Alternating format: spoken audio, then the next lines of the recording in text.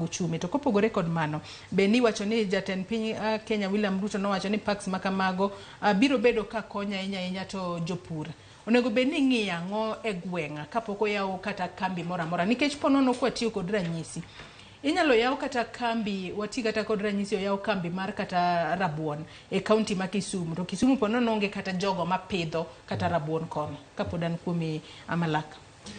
Mano penyo man kare kabisa, nikech adwa duogo chien ni kambe duto kichako gi imgawa 9 man kambi kamora mora kata mana mwantieni mgawa gino 9 iluongo ni pillars. Gini moluore kod gimilo ni business canvas model.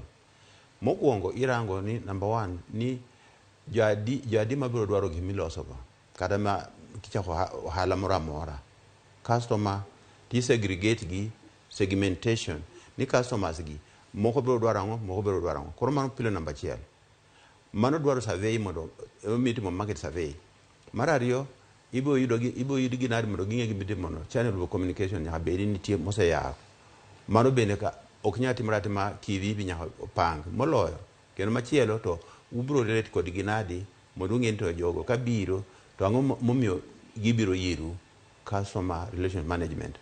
Mar adek, mar ang'wen rather, kidhi malo to gimomiyo uchako gima hamano ubro biro ni sense of ownership ni gima hamani kwa loso to wan kod chiri mawacho ni ber kodwa, omiyo nyaber ng'ato kaka Injili wacho niya itimni nyawadu kaka idwa mondo timni. Koro kiloso gimoro mabende itimo atima kamano ok bi bedo gi chir mar wacho ni mano gira maniluongo ni value positioning. Mar adek, joma bere dwa konyi gi tije partners kata joma nyalo konyi gi paro, sirikal nitie, joma chelo nitie, ok mana joma miye kata pesa machago ohandi bende nitie. Koro mar adek to bang'e moloyo to ginene gikimi dwa timo go be nyaka ng'ere ni joma dwa timo gigo momiyo ka joma dwa konyi tich ka joma ndiko bende ng'e. Kendo machielo to ang'o biro dwaro, imon biro dwaro gima konyi, aeto biro neno to pesa minwang'o itimo go nade. Bas gik ma adwa wacho adier ni resources ok chalre kamoro amora, inputs mondo kata manufacture kata bende maniloso nyaka bed gin gik minyalo ruako machiegni in supply chain system. Inyalo nito awuotho mondo nade mondo anwang' gigo mondo kaka kel mondo alos gima adwa loso no.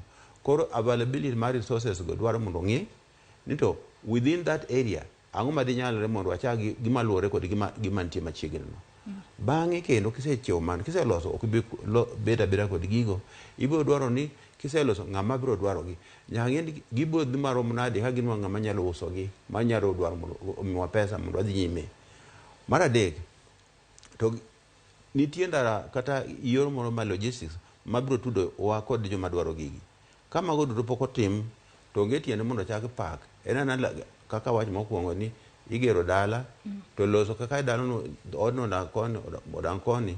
Koro gima important mipenjo material availability mar inputs en key mondo tim resource gain availability mapping mondo nito Siaya Siaya Imbo tangi everywhere niko wacha ni wanyalo chaka loso animal feeds to jadi mapidho kata rech kata mapidho kata dhok mar biro dwaro gino dhano kod biro nano mano ok ber kodgi.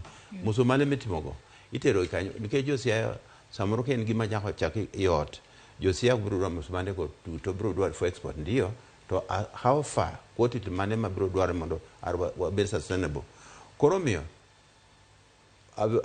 mapping dwaro mondo tim emomiyo gima owadwa no wacho ni mondo rangi ni to ang'o manyalore nwa mokwongo eka wachak wa step machielo. Kwa udhiri ji counties duto to samoro ginyalo dhiri gi the wrong direction to we mondo gipar kendgi mano konyo. Pesa mowacho ni ginyalo chako gono bende nitie, yes, to ging'e ber ni ng'ano mani kod pesa modong' chande nitie adier kose onge. Ilero kanyo makare ahinya. Wadoga ne Sylvester ka intiere